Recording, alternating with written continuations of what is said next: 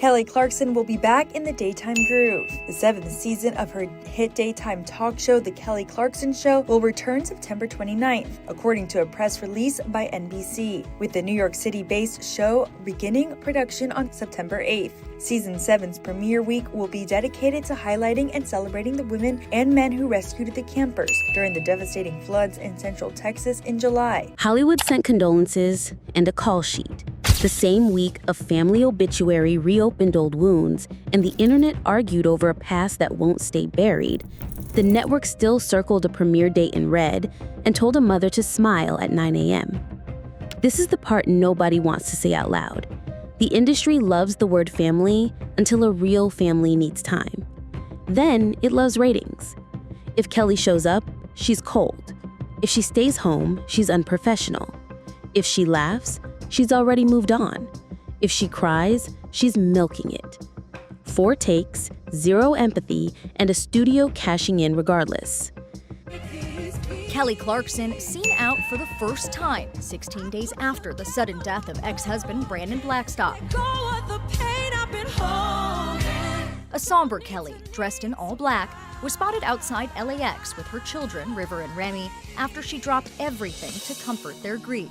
I promised my kids, I was like, I want to be there as much as I possibly can. On her neck, a $22,000 tarot card necklace. According to the product's description, it was designed to, quote, keep a renewed sense of hope during difficult periods. They want a monologue, not a mother. They want grief that fits between commercial breaks, tears that hit their mark before the band plays out. Meanwhile, 2 kids just lost their dad, and the only schedule that matters is therapy at 3:30 and bedtime at 8. The headlines say she looks frail between takes.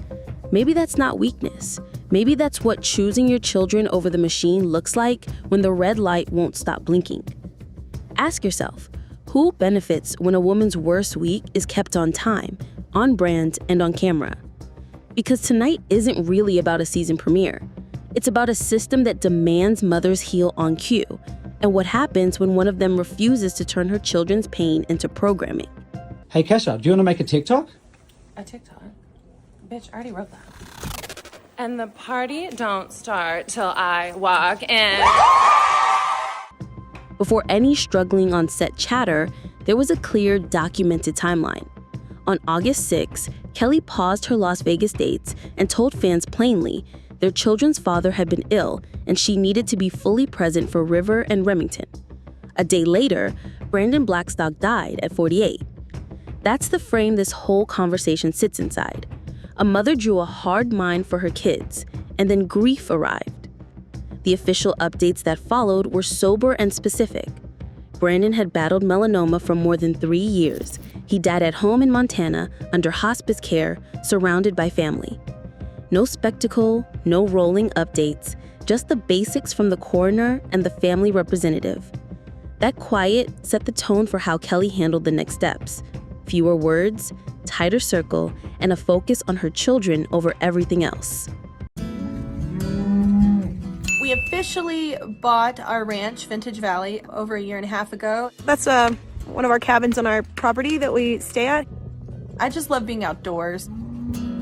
Brandon and I love wide open spaces and coming to the ranch because, well, both of us grew up in the countryside, 1, and 2, we literally work almost 7 days a week, if not 7 days a week. So, you know, when we have time off, we really like to check out. And it's nice to get into nature. I mean, we don't, as a society, we don't do it enough. We're always working constantly. So it's nice to come out here and just sit by the stream and hear the water flowing and be around all the trees. I just love just the sound of just nature and not cars and people all on top of each other.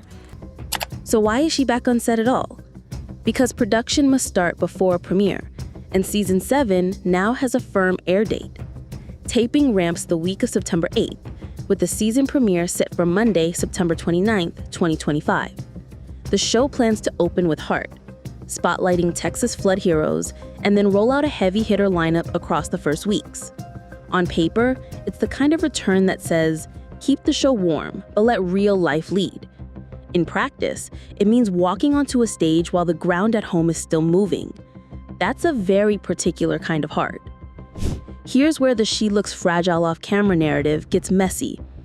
Anonymous accounts often flatten nuance. Grief isn't linear, and TV days are long. You can be rock solid during a segment and need the hallway to breathe. You can deliver warmth for an audience and go quiet the moment the red light cuts. Those things can be true without meaning she's not ready. They might mean she's human and she's pacing herself through a job that doesn't pause easily. And again, no one from production has put their name to those claims. Another reason emotions around this feel charged, details from Brandon's obituary reignited old conversations, naming Brittany Marie Jones as his partner at the end of his life. For some fans, that line collided with their memory of the legal disputes from years past and reopened unresolved feelings. Kelly hasn't engaged with any of that. She's kept the focus on their kids and the path forward. That restraint is intentional, and it's likely why speculation keeps trying to fill the silence. Deanne? Yeah. Do you tell her how much you love her? I don't want to. You don't want to? Oh, yeah. I love you, and I send you a special. What does struggling to film actually look like on a day-to-day basis?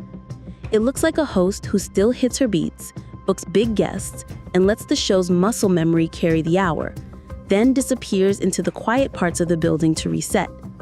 It looks like producers trimming the schedule, building in breathers, and protecting segments that feel good rather than heavy. It looks like a team that knows the difference between can't work and working while hurting, and chooses empathy either way. The rumor mill wants a meltdown. The reality is usually far less dramatic and much braver. The bottom line, Kelly didn't chase a triumphant "I'm back" moment. She gave herself a small runway, protected her kids, and re-entered a demanding job with boundaries. There will be days when she glows, and days when the camera light is the only light she can stand. Both kinds of days still add up to showing up. If you're looking for a story in that, it isn't scandal, it's stamina. And in a season when everything else is loud, that might be the strongest thing she can model. If you're here for outrage, you'll find plenty online. If you're here for the truth, the show is returning September 29th. Production is underway, and reports of her being distant are just that, reports, stacked next to a public record of a mom who pressed pause when it mattered, then walked back on stage when it was time. That's not weakness. That's grief, professionalism, and a very public job colliding in real time. Why was Brandon Blackstock's first move after being diagnosed with cancer to divorce Kelly Clarkson? Meeting Brandon was Kelly's biggest misfortune. She fell for him before he was even divorced, but quietly waited until his divorce was finalized to pursue him. But Brandon wasn't interested in Kelly herself. He was after her $50 million fortune. Brandon had no proper licenses but acted as Kelly's manager after marriage, handling all her shows and assets. Kelly only regained control of her assets after discovering Brandon had embezzled her money. Brandon found himself broke again and filed for divorce.